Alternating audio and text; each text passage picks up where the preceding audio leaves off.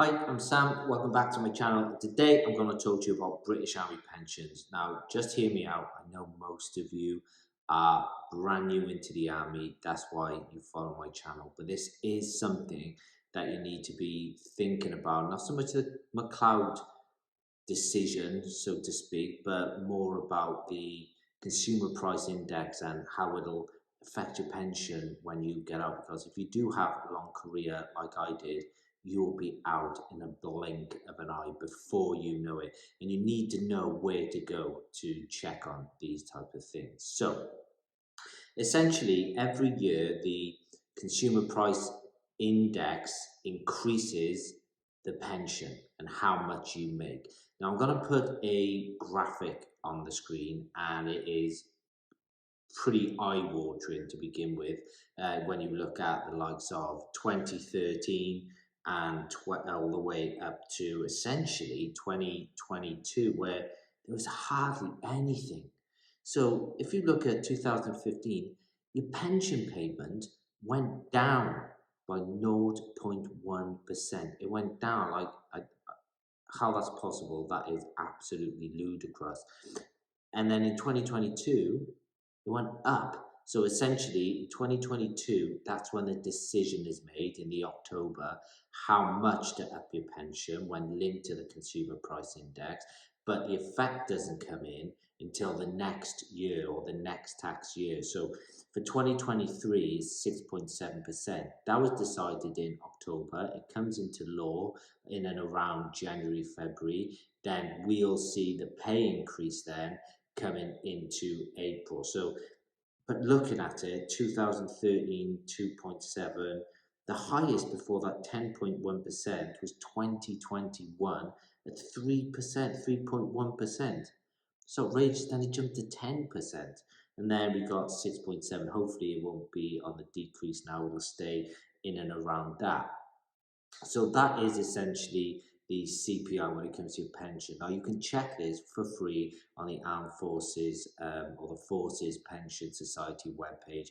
Get on there, have a look around. There's no need for you to join at this moment in time if you're not coming towards the end of your career. If you're coming towards the end of the career, it could be worth just joining. They do have some knowledge and they guide you through the process of claiming your pension as well.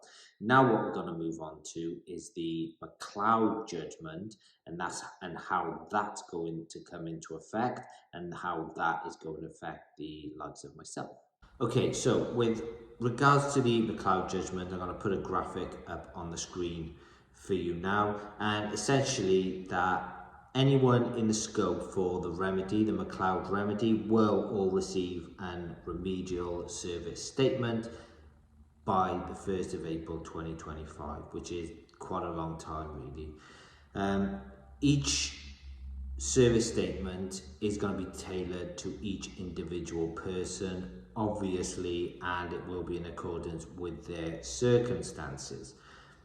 The RSS that you receive will be either information, dependent on whether you've deferred your pension, or it will require you to make an election or take action on what you actually want.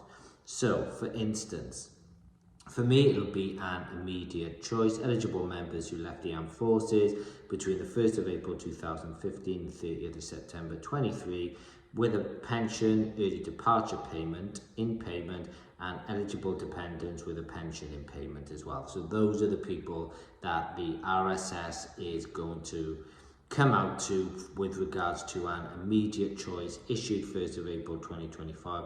Election is to be made within 12 months from that issue. However, what it also states as well is that if you don't make an election within those 12 months, if you don't make a choice within those 12 months to stay on the pension you already are, or to revert back to the majority of your 75 and a little bit of your 2015, it will automatically get chosen for you, and you will then automatically roll back to the older pension. Now, if you have a deferred choice, like a deferred pension, imminent leavers are going to get an RSS as soon as possible, practicable tickable as it's got here. Active members 9 months before final day, so on and so forth down that table.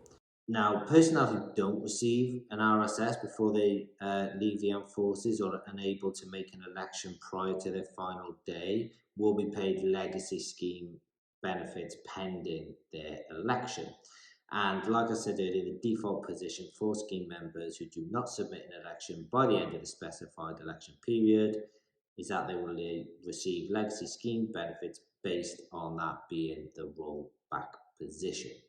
So that's the McCloud judgment, essentially. Everyone's got to know that is already out of the army and have been out for some time. Everyone will know generally by the 1st of April 2025 or shortly after.